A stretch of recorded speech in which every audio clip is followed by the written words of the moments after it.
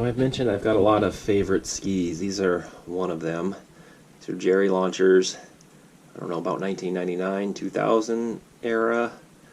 I got them at the dump, and then I sat on them for like 5 years and never skied them. And then one night I took them night skiing, and they turned out to be my new favorite ski. They had these demo bindings on them, and they're just noodly. I'd never skied K2s, I don't think, really. And you know, the K2s are kind of got their own feel to them.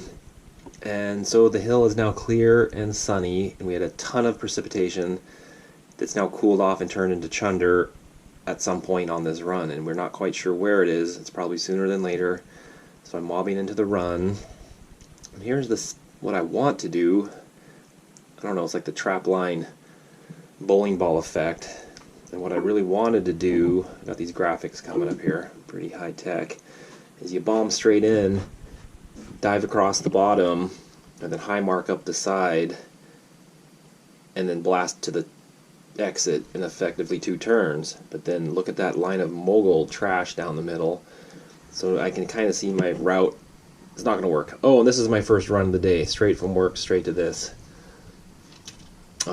test in the snow, as we're now blasting down the trough of a mogul field, realizing it's getting worse and worse, and it's kind of becoming survival as the inertia takes effect, as I'm basically blasting. Oh, and there's that guy poking over there. I knew he was there, and these folks are over on my left, so I was trying to kind of shoot the gap. But it's basically a survival move at this point. You see my legs getting blasted apart, which makes me make the point of how your legs kind of act like suspensions, how they centered when you're taking big impacts. You got to spread your legs. Like when you squat, spread your legs. It's kind of like the front end struts on one of those Baja racers. Right there, I just blasted into that mogul, and luckily I've got like 3 feet of travel. But you have to make a point of it. Like you can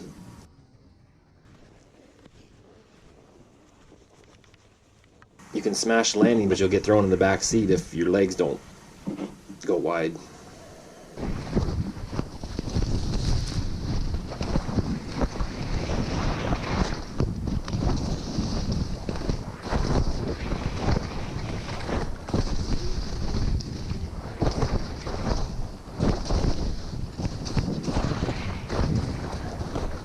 So now we know the mountain is firm, and it's going to be more firm the more this run goes. So I'm kind of thinking about it going slow, but then we're like, alright, well, there's going to be ice at some point. And Alyeska's small, but it's fun and steep, so you can kind of hit these rolls at, I call it terminal velocity, but it's definitely just fast enough as the conditions warrant. And it's firm, as you can see.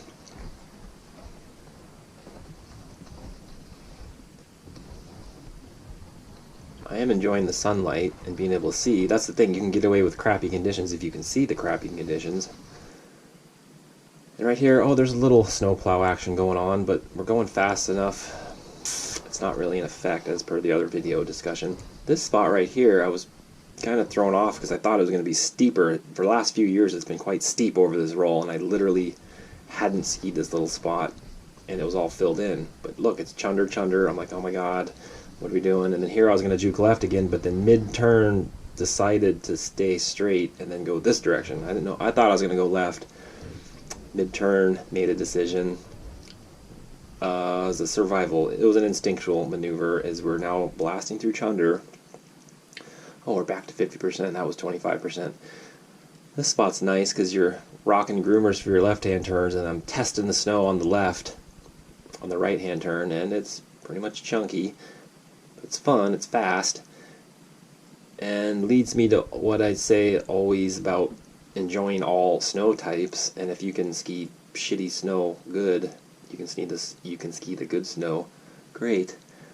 So in here now we're effectively in chunk, gnarly frozen, and right as I'm coming into this spot I'm like, whoa, and there's a pause coming up where I realize the inevitable straight line's about to happen, and I know you can see, boom, that's ice. Everything's now chunky bullshit ice, and I'm now done turning, as you have to then manage for general survival. But it's short and sweet. I knew. But you see these K2s, they're just noodly blasting around.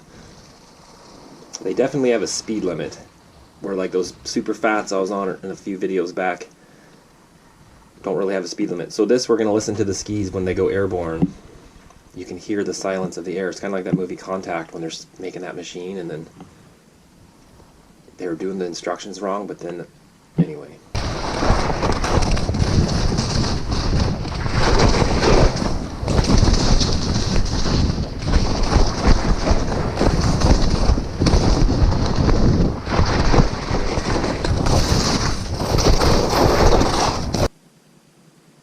This is that roll that surprised me.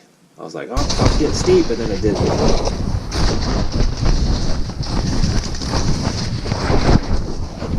was the big left turn.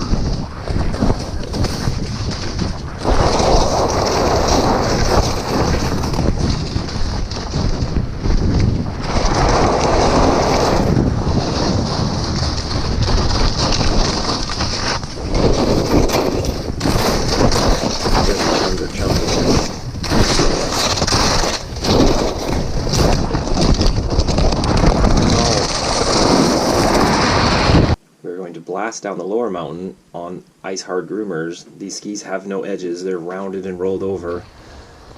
But just back to my original point of skiing crappy snow or hard snow, all snow conditions.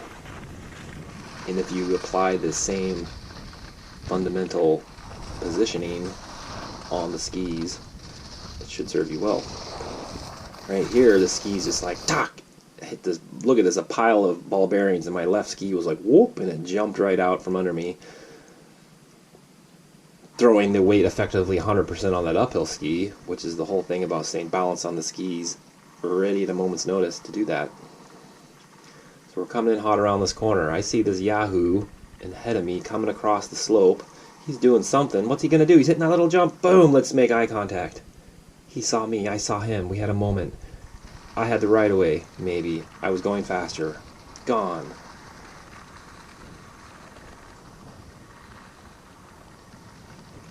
So coming in down here, down low, I had mentioned at the previous episode the drop fade. I did a micro one here, kind of just by default. I wasn't planning on it. Which is when you start to make a turn, right hand turn, but then skid like you're going to go to the left, but then no, you drop her back and keep the right hand turn going. That's what I call a drop fade. I don't know why I call it that.